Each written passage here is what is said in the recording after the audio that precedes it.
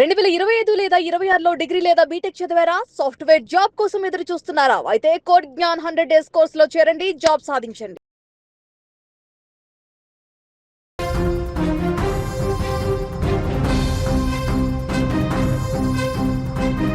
భవిష్యత్తులో డాక్టర్గా ఎంతో మందికి సేవ చేయవలసిన కూతురు ఇప్పుడు ఆసుపత్రి బెడ్పై ప్రాణాలతో పోరాడుతోంది. కళ్ళ ముందే కూతురి పరిస్థితి క్షీణిస్తుంటే ఆ తండ్రి పడుతున్న బాధ వర్ణనాతీతం. ఎలాగైనా మా కూతురిని బతికించుకోవడానికి ప్రయత్నిస్తున్నామంటూ మెడికల్ స్టూడెంట్ ప్రియాంక తండ్రి వెంకటేష్ కంటతడి పెట్టారు.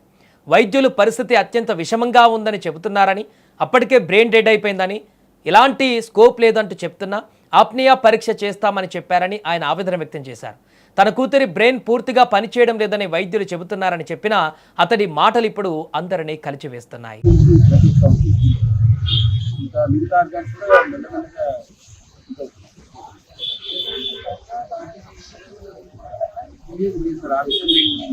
ఎలాగైనా పట్టించుకోవాలనే ఆలోచనలో ఉన్నాం, కానీ ఆ అవయవదానం గురించి మేము ఆలోచించడం కానీ ఎవరైనా అడగడం ఏం లేదు. అది ఏది నిలదలుచుకోలేదు, పట్టించుకోవాలని అనుకున్నాను. ఇక్కడ అన్ని ఆశలు భగవంతుడు ఈ మధ్య ప్రార్థిస్తున్నాం.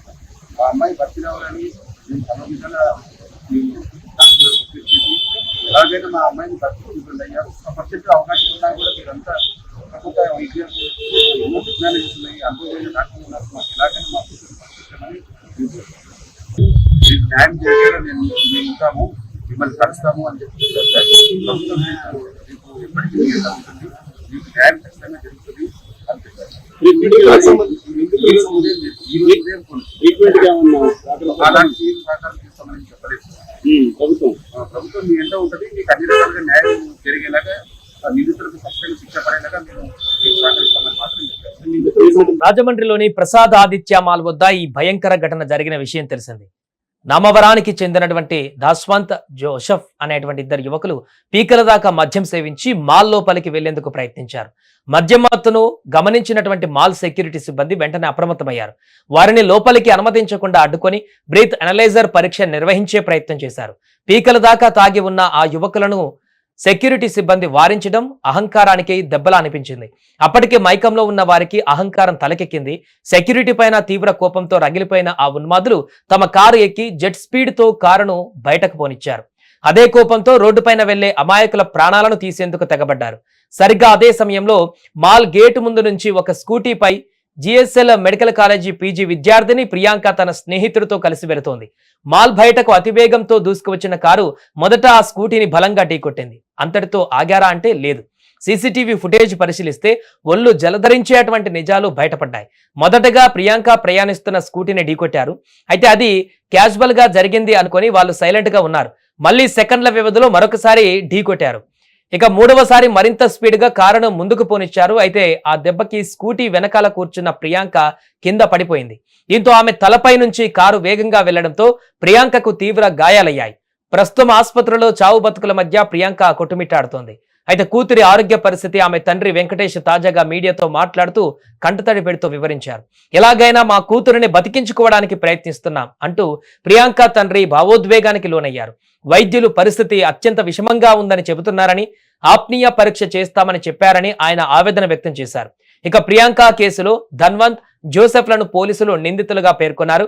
వారిని అదుపులోకి తీసుకున్న పోలీసులు కోర్టులో హాజరుపరచగా ఈ నెల 21 వరకు రిమాండ్ విధిస్తూ న్యాయస్థానం ఆదేశాలు జారీ చేసింది. దీంతో పోలీసులు వారిని రాజమండ్రి సెంట్రల్ జైలుకు తరలించారు.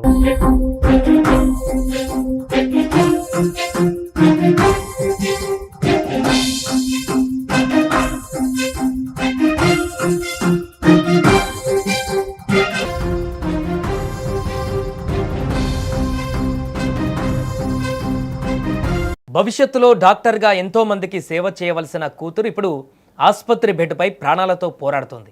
కళ్ళ ముందే కూతురి పరిస్థితి క్షీణిస్తుంటే ఆ తండ్రి పడుతున్న బాధ వర్ణనాతీతం. ఎలాగైనా మా కూతురిని బతికించుకోవడానికి ప్రయత్నిస్తున్నామంటూ మెడికల్ స్టూడెంట్ ప్రియాంక తండ్రి వెంకటేష్ కంటతడి పెట్టారు. వైద్యులు పరిస్థితి అత్యంత విషమంగా ఉందని చెబుతున్నారని, అప్పటికే బ్రెయిన్ డెడ్ అయిపోయిందని, ఇలాంటి స్కోప్ లేదంటూ చెప్తున్నా ఆప్నియా పరీక్ష చేస్తామని చెప్పారని ఆయన ఆవేదన వ్యక్తం చేశారు. తన కూతురి బ్రెయిన్ పూర్తిగా పనిచేయడం లేదని వైద్యులు చెబుతున్నారని చెప్పినా అతడి మాటలు ఇప్పుడు అందరినీ కలిచివేస్తున్నాయి. ఇంకా మిగతా ఆర్గాన్స్ కూడా మెల్లమెల్లగా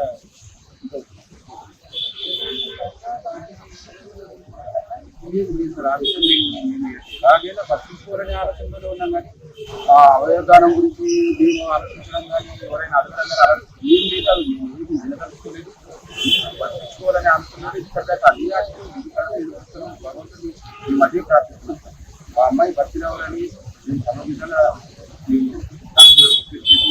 ఎలాగైనా మా అమ్మాయిని బతికించుకుంటుందయ్యా. 1% అవకాశం ఉన్నా కూడా మీరంతా తప్పకుండా వైద్యం ఎన్నో విజ్ఞానం ఇస్తున్నాయి, అనుభవమైన డాక్టర్లు ఉన్నారు. మాకు ఎలాగైనా మా పంపించమని మీకు న్యాయం చేయాలని మేము ఉంటాము, మిమ్మల్ని కలుస్తాము అని చెప్పి ప్రభుత్వం మీకు ఎప్పటికీ ఉంటుంది, మీకు న్యాయం ఖచ్చితంగా జరుగుతుంది అనిపిస్తారు.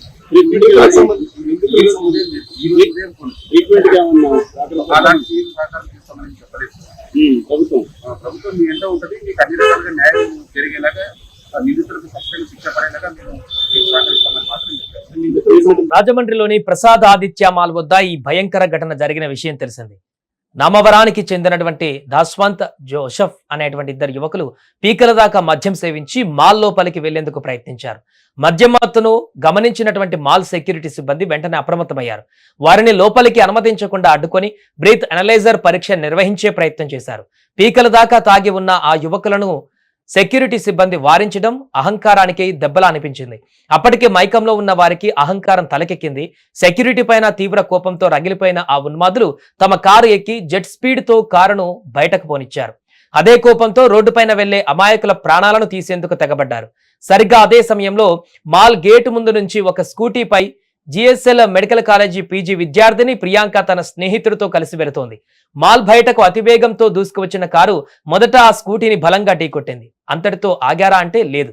సీసీటీవీ ఫుటేజ్ పరిశీలిస్తే ఒళ్ళు జలధరించేటువంటి నిజాలు బయటపడ్డాయి. మొదటగా ప్రియాంక ప్రయాణిస్తున్న స్కూటీని ఢీకొట్టారు. అయితే అది క్యాజువల్ గా జరిగింది అనుకొని వాళ్ళు సైలెంట్ గా ఉన్నారు. మళ్ళీ సెకండ్ల వ్యవధిలో మరొకసారి ఢీకొట్టారు. ఇక మూడవసారి మరింత స్పీడ్ గా కారును ముందుకు పోనిచ్చారు. అయితే ఆ దెబ్బకి స్కూటీ వెనకాల కూర్చున్న ప్రియాంక కింద పడిపోయింది. దీంతో ఆమె తలపై నుంచి కారు వేగంగా వెళ్లడంతో ప్రియాంకకు తీవ్ర గాయాలయ్యాయి. ప్రస్తుతం ఆసుపత్రిలో చావు బతుకుల మధ్య ప్రియాంక కొట్టుమిట్టాడుతోంది. అయితే కూతురి ఆరోగ్య పరిస్థితి ఆమె తండ్రి వెంకటేష్ తాజాగా మీడియాతో మాట్లాడుతూ కంటతడి పెడుతూ వివరించారు. ఎలాగైనా మా కూతురిని బతికించుకోవడానికి ప్రయత్నిస్తున్నాం అంటూ ప్రియాంక తండ్రి భావోద్వేగానికి లోనయ్యారు. వైద్యులు పరిస్థితి అత్యంత విషమంగా ఉందని చెబుతున్నారని, ఆప్నీయ పరీక్ష చేస్తామని చెప్పారని ఆయన ఆవేదన వ్యక్తం చేశారు. ఇక ప్రియాంక కేసులో ధన్వంత్ జోసెఫ్లను పోలీసులు నిందితులుగా పేర్కొన్నారు. వారిని అదుపులోకి తీసుకున్న పోలీసులు కోర్టులో హాజరుపరచగా ఈ నెల 21 వరకు రిమాండ్ విధిస్తూ న్యాయస్థానం ఆదేశాలు జారీ చేసింది. దీంతో పోలీసులు వారిని రాజమండ్రి సెంట్రల్ జైలుకు తరలించారు.